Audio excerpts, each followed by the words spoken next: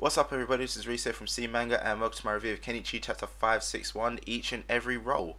So, this chapter here, it had a lot of different things going on in it, so many different angles, well, 3 angles, which is obviously a lot. But yeah, obviously I'm going to start off with the disciples, the whole disciple thing, and what the fuck? That is literally the one thing that is coming into my head when I actually saw what happened. So, the second the Yami and Hachio kids jumped down from the waterfall, Kenichi and Mew, they were told to basically keep moving, go and do the mission. This is kind of like what we've been discussing. This is what should happen. You two go and do the mission. We'll stay here and hold them off. And it's kind of like, who said it? I can't even remember who said it, but they're like famous last words. And it's pretty much true, It's like the Shinpaku guys. Sure, they got some skills, but be honest, at the moment here, they are completely outclassed and obviously completely outnumbered. It's like with Kenichi and Mew there, they might have stood a bit more of a chance because obviously Kenichi and Mew, they're super disciples, they can do anything.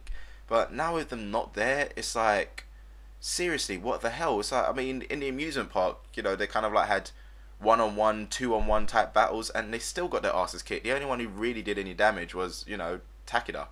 So it's kind of like, I don't know, seriously, they barely got that one alive, and now they're in even deeper shit. And I don't even think them wrist guards are going to protect him, to be honest, because they need super fast reaction speed to kind of block them off. So yeah, it's going to be difficult. The only one who really definitely stands a chance in my mind is Takeda, just with the sole fact that the level that he's at is closer to Mew and Kenichi than the others, because obviously he's got Shiba, his master, who was obviously on par with the other masters of the Shinpaku. So yeah, he's the one who kind of like comes to mind as he's going to be alright no matter what. But then again, I guess you do have Freya. She probably would be alright, if she took on a weapon and someone would have run a weapon team, because, weapons versus weapons, we can actually finally gauge her power, because all the time she's been fighting unarmed opponents, so now she's finally going to be fighting an armed opponent. You can see exactly what her power level is. And yeah, I know probably a lot of you guys are probably saying, oh yeah, but what about Siegfried? He's awesome, he's strong. But it's kind of like, obviously, the only reason he kind of lost against Tanemono during the amusement park was just the fact that he wasn't fighting him properly. He was trying to convince him to come back to their side. But they are going to be fighting some other Hachio members who probably will not go that easy. And sure, he's got his techniques, but once they figure out what he's doing, know how to counter it, he's kind of screwed. So it's going to be difficult for him. That's all I can really say. So yeah, well, the main stars were escaping. Obviously, we end up going back to the Masters battle, and I've got to point out, it's kind of really weird that it seems like the only ones who are actually proper putting any real effort into this fight are the Hachio group. The Yami guys, they seem to be fighting, but not fully fighting. They're kind of like, just blocking, parrying, and just absorbing what's going on, just seeing the situation at hand, just analysing it and everything.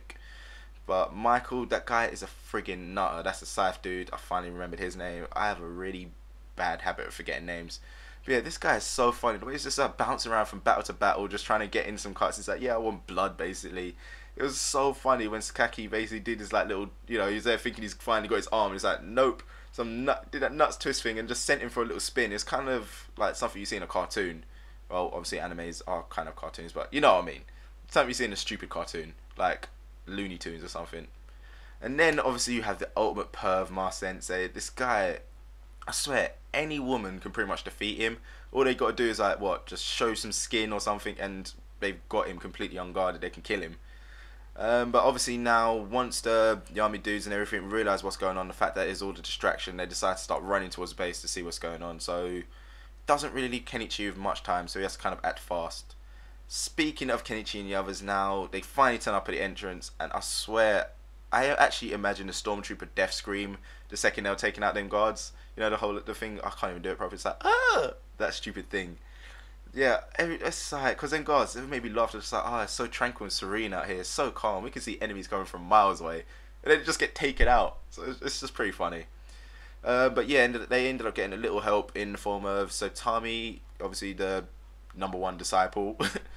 So yeah, I guess the way he's obviously kind of like helping him out a bit, taking him to Shiga and stuff. So the way I'm kind of envisioning his trailer 4 is kind of like he just really doesn't really care too much about the Eternal Sunset plan. He just really wants to fight Kenichi. That is his main, that's his main objective at the moment, basically. He doesn't care about anything else. He just wants this fight to test his strength.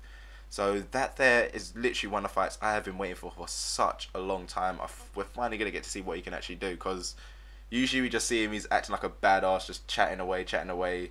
So hopefully now we can get a little bit of backstory on him, see his fighting styles, just all that stuff. It's going to be pretty awesome. I cannot wait for that.